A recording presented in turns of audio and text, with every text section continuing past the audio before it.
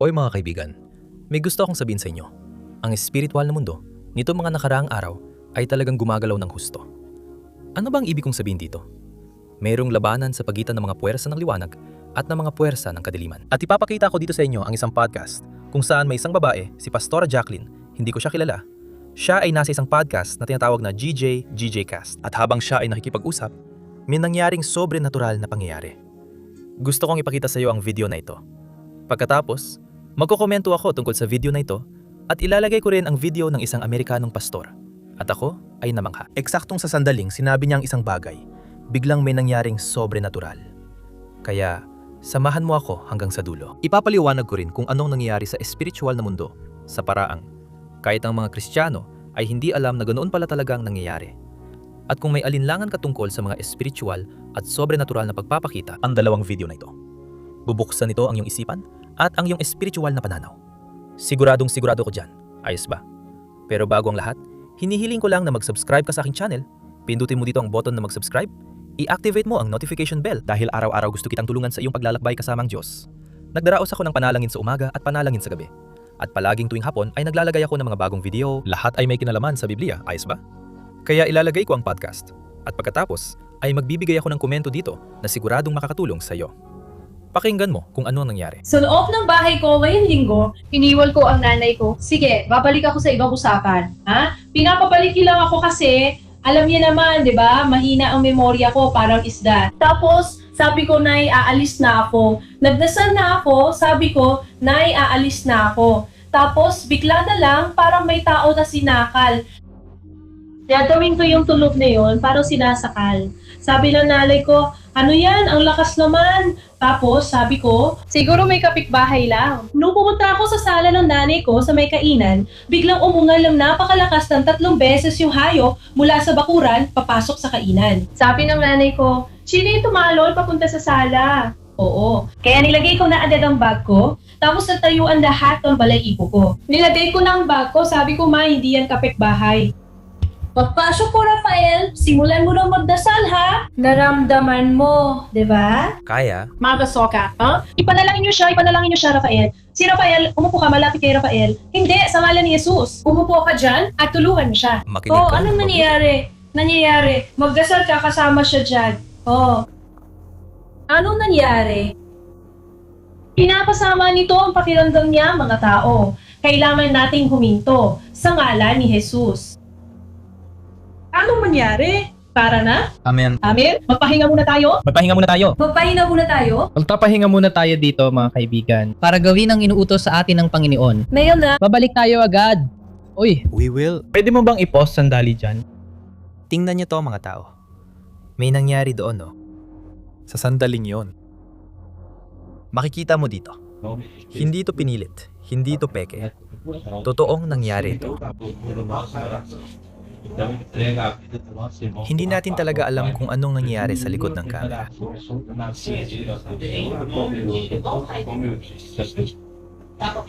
Sige. Pero napapansin natin na may isang tao dun sa sandaling yon, sinabyan siya. Pinasok ng kaaway ang katawan niya. At gusto kong pag-usapan yan kasama kayo. Ako si Jobeb Pao. Kunin mo ang buong espiritu, Panginoon. Magandang gabi. Panginoon, Ipuin mo siya, hingin mo ang kamay niya, ibigay mo ang kanang kamay. Diyos, sa pangalan ng Panginoong Jesus, palalayasin mo ang lahat ng pang-aapi ni Satanas sa taong ito sa pangalan ni Jesus.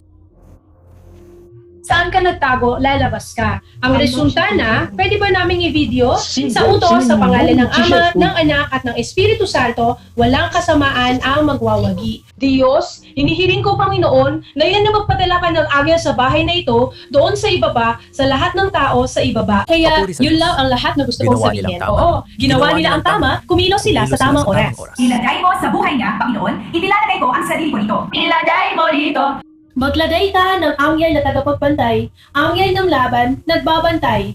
May gabi, nagulat at nabasa. Sa kahit anong pagsalakay ni Satanas, sa lalali Jesus, inaalis namin ang kasabaan.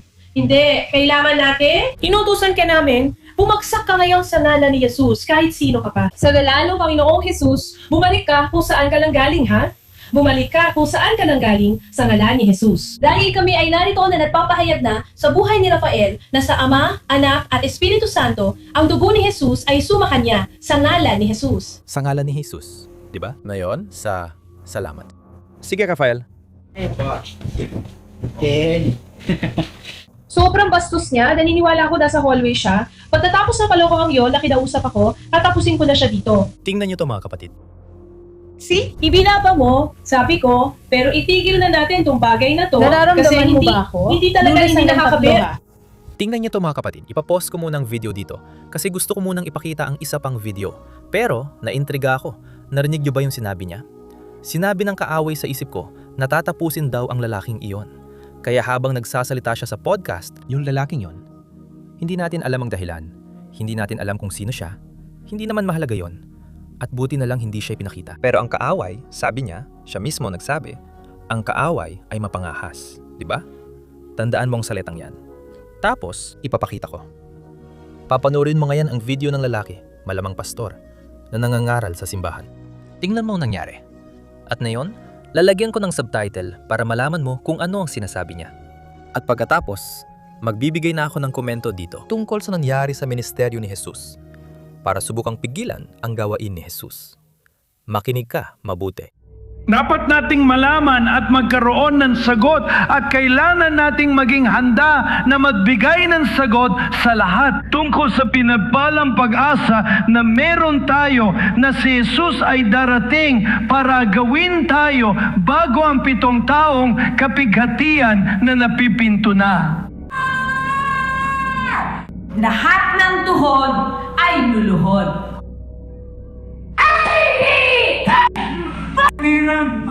Pero ano to?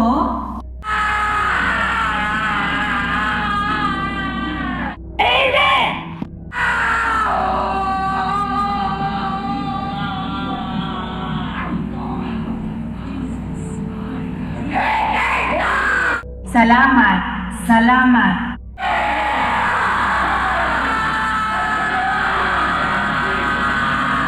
Tingnan mo.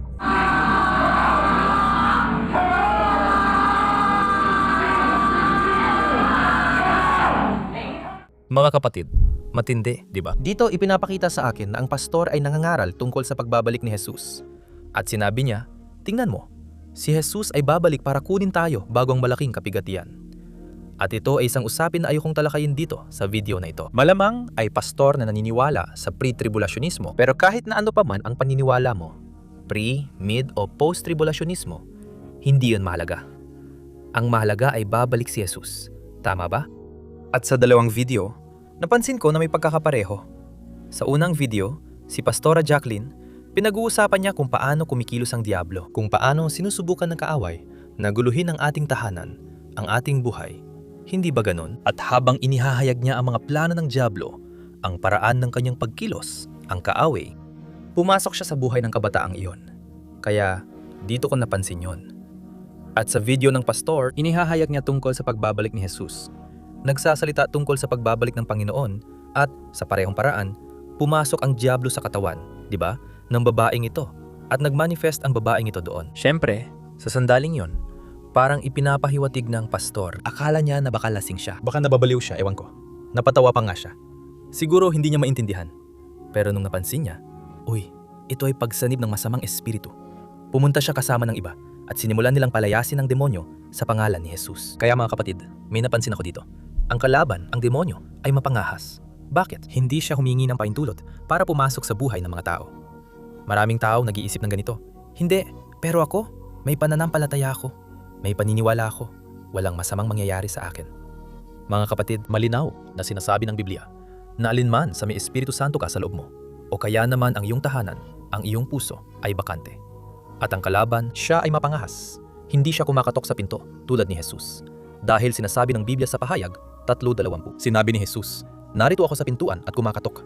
Kung may magbukas ng pinto, papasok ako at makikisalo sa kanya at siya naman sa akin. Ibig sabihin, magalang si Jesus. Hindi kailanman pipilitin ng banal na espiritu ang isang tao na gumawa ng kahit ano. Kumbinsihin lang niya ang tao tungkol sa kasalanan, kamatayan at paghuhukom. Iyon ang sinabi ni Jesus. Pero ang diablo, hindi. Pumapasok siya ng buong puwersa mga kapatid at nagdudulot siya ng kaguluhan. Nagdudulot siya ng pagkawasak. Alam mo yung kapag tinitingnan mo ang isang pamilya at parang araw-araw ay may sumasabog na bomba? Laging may masamang balita, laging may trahedya. Ibig sabihin, bukas ang pinto. Ang diablo ang gumagawa ng kaguluhan. At hanggat walang sinuman sa loob ng bahay ang tumatayo para kay Jesus, hindi makakahanap ng paglaban ng kasamaan na yan. Naintindihan mo? Pero, binigyan na tayo ng autoridad ng Biblia. Sinabi ni Jesus narito, binibigyan ko kayo ng kapangyarihan upang tapakan ang mga ahas at alakdan. Ibig sabihin, para wasakin ang lahat ng anyo ng kasamaan. Baka ikaw na nakikinig sa akin na yon ay mayroon ng Jesus sa iyong buhay. Hindi ibig sabihin nito na hindi nasusubukan ng kaaway na guluhin ang iyong buhay. Siyempre, kung nasa puso mo ang Espiritu Santo, ang puso mo ay para na sa Diyos. Walang pahintulot ang diablo na pumasok kung saan naroon na ang Espiritu Santo. Pero, ang iyong isipan, maari itong mapasailalim. Maari itong mahawa ng napakaraming kaisipan mula sa kaaway kung patuloy mong binibigyan ng puwang at pagkakataon ng kaaway. Maari niyang impluwensyahan ang iyong isipan at sakupin ito sa paraang maari ka pang mawala sa sarili. At ipapakita ko sa iyo dito sa Biblia na nangyari na ito.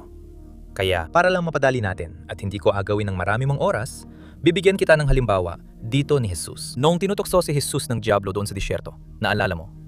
Ang unang tukso kay Kristo doon, bago siya magsimula ng ministeryo. Ano nangyari? Nakita ng diablo na nagugutom si Jesus. At eksaktong sa sandaling iyon, sinabi ng Biblia na nagutom si Jesus. Doon inalok ng diablo, gawin mong tinapay ang mga batong ito kung ikaw ang anak ng Diyos. Ang kapansin-pansin mga kapatid ay bago pa man yon, sinabi na ng Diyos na si Jesus ay anak niya. Nung bininyagan si Jesus, nabuksan ang langit. Bumaba ang Espiritu Santo kay Kristo at may tinig na nagsalita mula sa langit. Ito ang minamahal kong anak na lubos kong kinalulugdan. Pero ang diablo, palagi niyang sinusubukang palitan ang katotohanan. Alam mo ng kung ano ng isang kasinungalingan. At noong oras na yon, sinabi ng diablo, kung ikaw ang anak ng Diyos, utusan mong maging tinapay ang mga batong ito. Pero ang gusto kong sabihin ay tungkol sa isa pang tukso. Sabi sa Biblia, dinala ng diablo si Jesus sa isang mataas na bundok. Ipinakita ang lahat. Lahat ng mga kaharian at kaluwalhatian ng mundong ito sa kanya. Lahat ng mga kaharian at kaluwalhatian ng mundong ito. At sinabi niya, kung ikaw ay yuyuko at sasamba sa akin, ibibigay ko sa iyo ang lahat ng ito. Alam mo ba kung anong gustong sabihin ng diablo? Alam mo ba kung anong gusto niyang iparating? Tingnan mo, hindi mo na kailangang pumunta sa krus. Dahil alam ng diablo na dumating na si Jesus para sa layuning iyon. Pero sinabi niya, hindi mo na kailangang pumunta sa krus, magdusa, para matanggap ang lahat ng bagay bilang pamana. Hindi. Maaari kitang bigyan ngayon din kung ikaw ay yuyuko at sasamba sa akin. Mga kapatid, noong sandaling yon, ang diablo ay nag-aalok ng kaharian, isang kaluwalhatian, nang hindi dumadaan sa krus. Tingnan niyong panganib mga kapatid. Sa parehong paraan, gumagawa ang kaaway para iwan natin ang ating krus at magkaroon tayo ng isang buhay na panatag, isang buhay na puro kapayapaan dito sa mundong ito. Gayong ang ating kaharian, ang ating kaluwalhatian, ang ating tahanang walang hanggan ay hindi dito sa mundong ito. Amen? Pero tingnan niyo kung paano gumalaw ang diablo o. Makinig kayo sa akin. Una niyang tinukso si Jesus sa disyerto at hindi siya nagtagumpay. At tinapos ng Biblia sa pagsasabing, ang diablo ay lumayo. Naghihintay ng susunod na pagkakataon.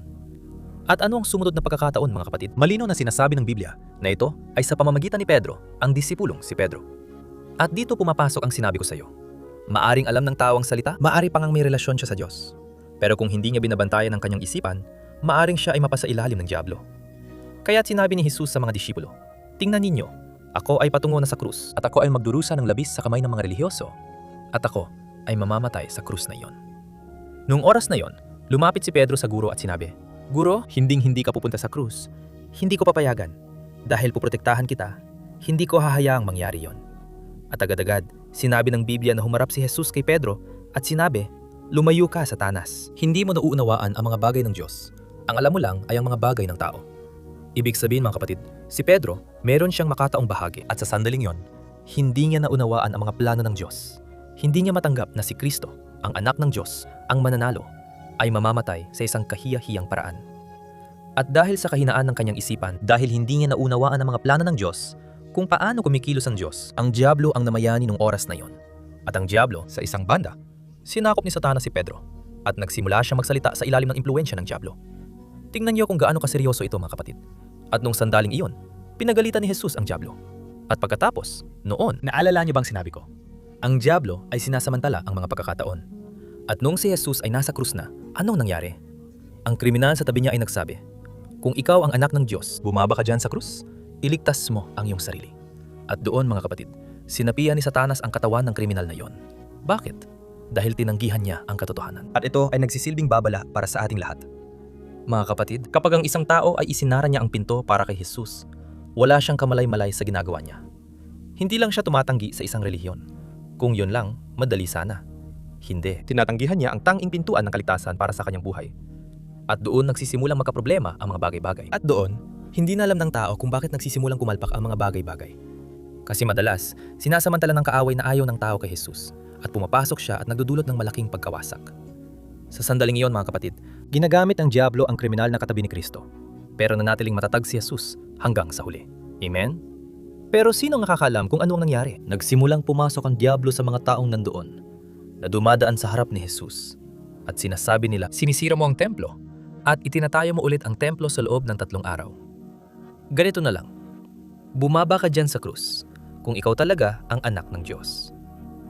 Mga kapatid, nagsimulang kutsain ng mga tao si Kristo. Nagsimula nilang hamakin siya. Lahat na nito ay dahil sinasapian ng diablo ang mga taong yon. Kaya, may natutunan akong isang bagay. At gusto ko ring matutunan mo ito. Hindi tayo dapat magbigay ng puwang sa kaaway. Hindi natin dapat gawing biro na hindi totoo ang espiritual na mundo. Hindi mga kapatid. Ang diablo ay naghahanap ng katawan na pwede niyang pasukan. Naghahanap siya ng isip na walang laman. Naalala mo ba ang kasabihan? Walang laman ng isip, gawaan ng diablo. At ang unang pagpapakita ng demonyo sa mundong ito, alam mo ba kung kailan yon? Doon sa Garden ng Eden. Nang si Eva ay naglalakad sa Garden at biglang sinaniban ni Satanas ang isang ahas. At ang ahas na yon ay nagsalita kay Eva. Mga kapatid, ang diablo ay nangangailangan ng katawan, ng isip na walang laman, ng pusong malayo sa Diyos. Pero ikaw ngayon ay maaring lumaban sa kasamaan. Sinasabi sa Biblia, sa Santiago Kabanata 4, na kung ikaw ay magpapasakop sa Diyos at lalabanan ng diablo, siya ay lalayo sa iyo. Amen? Kaya, matindi kong naramdaman ito sa puso ko ngayon. Gusto kitang ipagdasal. Sandali lang ha. Gusto kong kunin dito ang langis ng pagpapahid. Dahil sinasabi sa Biblia, na ang mga disipulo ay nagpapahid ng langis sa kanilang mga kamay. At sila ay nagdarasal para sa mga may sakit. At sila ay gumagaling. At sila rin ay napapalayas ng mga demonyo sa pangalan ni Jesus. At ang mga tao ay napapalaya. Kaya ipikit mo ang iyong mga mata ngayon kung maari at tatanggapin mo ang iyong himala, ang iyong paglaya. Amen? Alam ko na hindi aksidente na nanatili ka dito hanggang sa dulo. At alam ko na hindi rin aksidente na nagkita tayo dito. Kahit malayo tayo, may magandang plano ang Diyos sa buhay mo. Tanggapin mo ang panalangin na ito. Pero higit sa lahat, gawin mo ang desisyon na lumakad kasama si Jesus. Amen? Ipikit mo ang iyong mga mata at tayo manalangin. Papuri sa Diyos. At huwag mong kalimutan mga kapatid, sa huli, ibahagi ito. Maaring makapagsalba ito ng mga buhay para sa kaluwalhatian ng Diyos. Tayo'y manalangin. Panginoon, aking Diyos at aking Ama, inilalagay ko ang aking sarili sa iyong kamangha-mangha at banal na presensya. Ama, napapasalamat ako sa iyo para sa taong ito na nakikinig sa akin ngayon, ang lalaking ito at ang babaeng ito. Panginoon, hindi ko kilala ang kanyang buhay. Hindi ko alam kung ano ang kanilang pinagdadaanan nitong mga nakaraang araw. Ngunit alam ko na marami dito na nakikinig sa akin, Ama, ay tunay na dumadaan sa isang pagsubok, sa isang masamang pang-aapi. Sa pangalan ni Jesus, Panginoon, sa sandaling ito, ginagamit ko ang autoridad ng iyong pangalan, Jesus. At itinataboy ko ang lahat ng kasamaan laban sa taong ito ngayon. Pinalalayas ko ang lahat ng masamang espiritu na natangkang sumira sa lalaking ito at sa babaeng ito. Sinasaway ko ang lahat ng gawa ng diablo laban sa pamilya na nagdudulot ng hindi pagkakaunawaan, mga away, pagtatalo, nagdadala ng depresyon sa tahanang ito. Sinasaway kong lahat ng demonyo na naninirahan sa mga taong ito, na naninirahan sa mga kwartong ito, sa mga lugar na ito kung saan wala ang presensya ng Espiritu Santo. Sinasaway ko sa pangalan ni Jesus. Lahat ng kasamaan ay lumayas. Lahat ng kasamaan na nagpapahirap sa isipan ng taong ito gamit ang mga kaisipan ng kamatayan. Lahat ng espiritu ng kamatayan ay sinasaway sa pangalan ni Jesus. Si Satanas ay umatras. Wala kang kapangyarihan laban sa bahay na ito, laban sa pamilyang ito. Wala kang kapangyarihan laban sa mga taong nakikinig sa akin ngayon. Alisin mo ang iyong mga kamay sa mga taong ito ngayon sa pangalan ni Jesus. Panginoon aking Ama, hinihiling ko sa iyo, balutin mo kami o Diyos ng iyong mga anghel, ng iyong proteksyon na kami ay maging nakatago sa lilim ng iyong mga pakpak. Nais naming Jesus, mangako sa iyo ngayon. Ang taong ito ay nakikipagkasundo. Siya ay bumabalik sa iyo, aking Ama. O Diyos, tanggapin mo siya ngayon, Panginoon. Humihingi siya ng kapatawaran para sa kanyang mga kasalanan. Jesus, isulat mo ang pangalang ito sa aklat ng buhay. Isulat mo ang pangalan ng taong ito sa iyong aklat, Jesus. At gawin mong ang taong ito ay maging iyong natatanging pag-aari. Aleluya. O aking Diyos at aking Ama, naway maabot ng mensaheng ito ngayon ang pinakamaraming tao. Nawai ang mga tao ay mapalaya mula sa kapangyarihan ng kadiliman. At nawai maluwalhati ang iyong pangalan. Ama, balutin mo kami ng iyong balute. At naway ang mga taong nakikinig sa akin ngayon ay magpasya na huwag nang magbigay ng puwang sa dyablo. Naway ang bawat isa sa kanila ay mag-angkin ng walang hanggang kaligtasan at ng dugo ni Jesus na naglilinis sa kanila mula sa lahat ng kasalanan.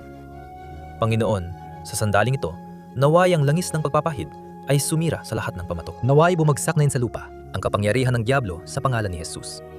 At naway maramdaman ng taong ito, Ama ko, sa kanyang katawan at isipan, ang kapangyarihan ng Espiritu Santo. O Jesus, nagpapasalamat ako sa iyo sa sandaling ito.